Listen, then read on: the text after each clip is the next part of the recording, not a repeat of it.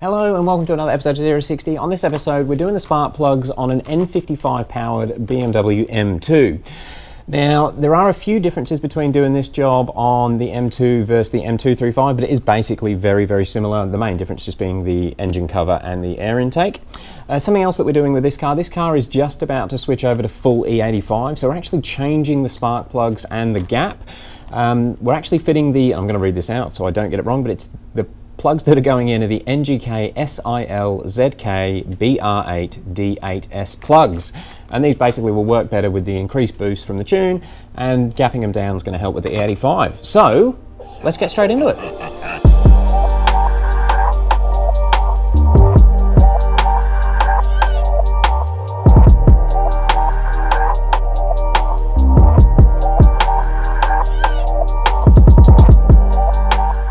Okay, so we've got the top shroud off. It's actually pretty easy. You just took our time. This is the first time we've ever taken one off of an M2, so apologise if the instructions are a bit back to front.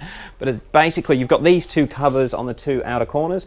It's got three, like 8mm nuts that you only need to turn half, and then they'll actually pop off nice and easy. Once you've got that off, you remove the rubber trim that goes over the top sort of cross member piece, and then you've got access to the E18 Torx bolts, which hold the main strut bar in. And then you've just got 10mm bolts which hold this cover in, and then you can get the little piece of sound deadening, and you have this full access here. From this point on, you can actually see the coils. We do need to remove this bracket here, which is for the O2 sensors. So that bracket's going to come off, and that's going to give us access to coil number 5, and that should be all we need to get to the plugs. Okay, so we've got the O2 sensor bracket off. That was just a T30 Torx bit that was holding it on, and that gives us nice access to all of the coils and plugs. Now I'm going to do this one at a time, mainly just to stop mixing anything up. I'll probably take all the coils out and line them up, but to get the coils off, you flip these covers up. So you flip them up here. They are quite tight. Again, these have probably never been off before. And go all the way up, and that'll actually pull the plug out. And it pushes the plug out, and then it's just a matter of pulling it up. Now I'm not even going to, actually I'll try it, but they actually come out all right. And they are the Delphi coils. On the N54s, they get so much vacuum on them, they're quite hard to pull out. But that's coil number 1. Yeah, we'll remove all the coils first. But we'll do the plugs one at a time. So flip it up, connector comes off, and give it a wiggle. Coil number 2, and I'll always try and keep coils in the same order they come out, so they go back into the same cylinder.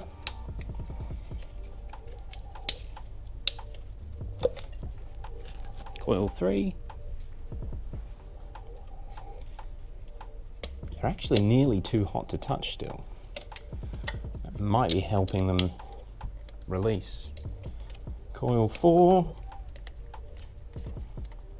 Here's a tight one. No, it doesn't want to come out. That feels like an N54. So to do that, I'll just put an extension bar through, and it will just give me a little bit more leverage. And they come out nice and easy. And we'll slide these across out the way. You might have to go that way.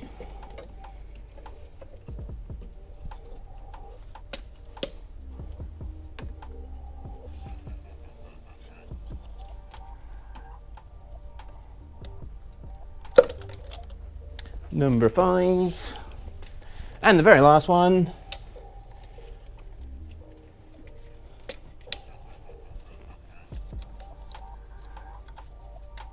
Number 6, and I have noticed they are the Delphi coils. I'm just going to go straight with the extension bar on this one.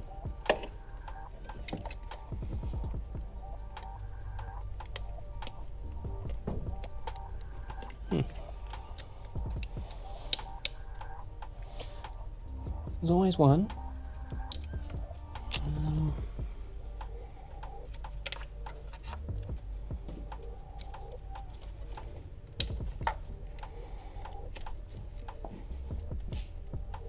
Got it. Just need to get the leverage on it. So that's all 6 coils out. And they are, God, they're hot. They are the Delphi coil in this N55.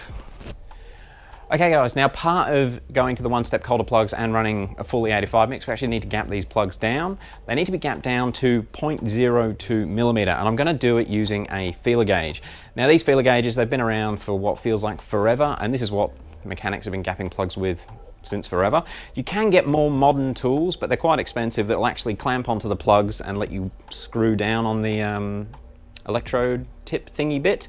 But if you want to grab one of these feeler gauges, I'll put a link down below. The reason I went for this, it actually gives you a fair bit of adjustment, and you can use them for a lot of things. If you're getting really into engine work, people use these for valve clearances, and they've got a million purposes, and they're really quite handy, and they're a cheaper way of going about it. So we're going to use that. Now, the way I'm going to do it is basically tap down on the plug, and I'll just show you quickly what we're working with the current gap. This is the gap that it currently has.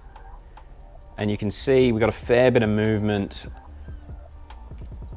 We'll flick over to the other camera angle. We've got a fair bit of movement on, well, it almost looks like probably another 0.5 of a mil nearly gap. So we've got to gap it down. Now to do that, I'm going to use a steel weight plate. In the old days, we used to have solid sheds to gap things off. But it's just a tap and then check it again. Let's brought it down a little bit. A little bit more. Getting pretty close. Still a little bit more to go. And there we are, pretty much perfect. Okay, so I'll just show you on that one, now the gap in there, so it's quite tight getting it on, but you get it on the right angle, it actually slides in nicely, and we've got a fair bit of ease of movement, but as soon as you get the plug on a funny angle, it grips. But yeah, so that is as close as we're going to be able to get to 0.20 of an inch. I'm going to do the rest of them, and then we'll get them put in the car.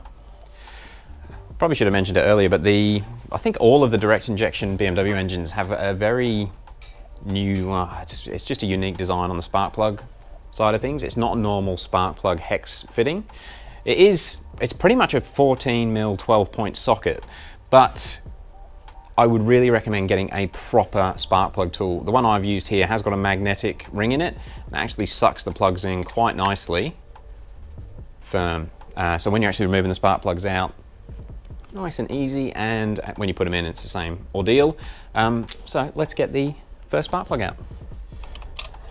Okay guys, so when I'm doing my M50, well, all the M54s I've worked on, I'm going to do the same thing with this. I use a couple of swivel ends on the extensions. I use a short extension, then a medium size extension onto the spark plug socket.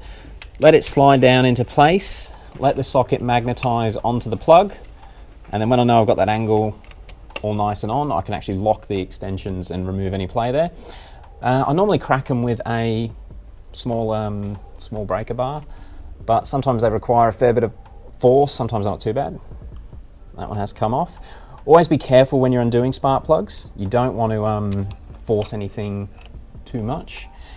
And I haven't had it with BMWs, but I've had it with a couple of cars where I've had to soak some WD in there because they will actually rust in on older vehicles, but something like this should be pretty good. It's done about 28,000 Ks. And once we've got it moving, she's coming out.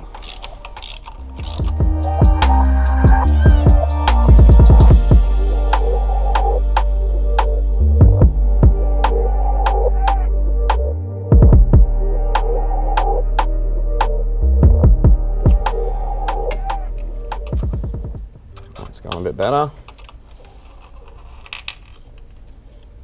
Magnetized in. You can see a little bit of dirt on those bottom threads, which is why she was a bit grippy. But all in all, that spark plug looks pretty good. A little bit of burning on it, but for 28,000 Ks, that's not too bad. That appears to be a Bosch plug. Yeah, the Bosch M Sport plug. Yeah, the threads are dirty. All right, let's get the other ones in. Okay, so got the new plug going in. Yeah, just like with getting it out, I'll use that, basically the floppy end, and you want to be super gentle and let it start the thread on its own. You don't want to be forcing anything. When the plug gets close to the hole, you can really just let the weight of the extension bar push the plug into its socket, and you can start turning and get the threads to start. And that started. And I'll do it all up finger tight. A lot of people will use anti-seize on the spark plugs. I find that if you just do them the right amount of torque, you shouldn't have any issues with them coming out later on. So that is now finger tight, and we're going to 27 Newton meters. Okay, so the first one's done. We're going to go straight on and just do the rest, which I'm not going to film the whole process, but I will time lapse it. I'll speak to you guys once they're all done.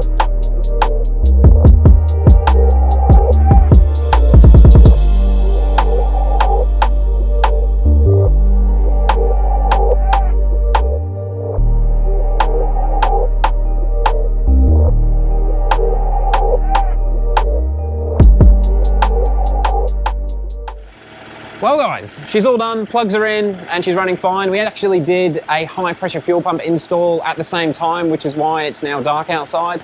But in regards to the spark plugs, it's a really, really easy job. And if you're gonna attempt it yourself and you've got any questions, just let us know. Again, we put those plugs in because we're switching this over to full E85. We're gonna go and do a test drive right now on 98 fuel. But once we've got the E85 tune on it, the car's gonna be back on the channel. We're going to have some fun with it. Yeah, awesome. If you've got any questions, let us know. But until then, we will catch you on the next one. Thank you very much. GoPro, stop recording.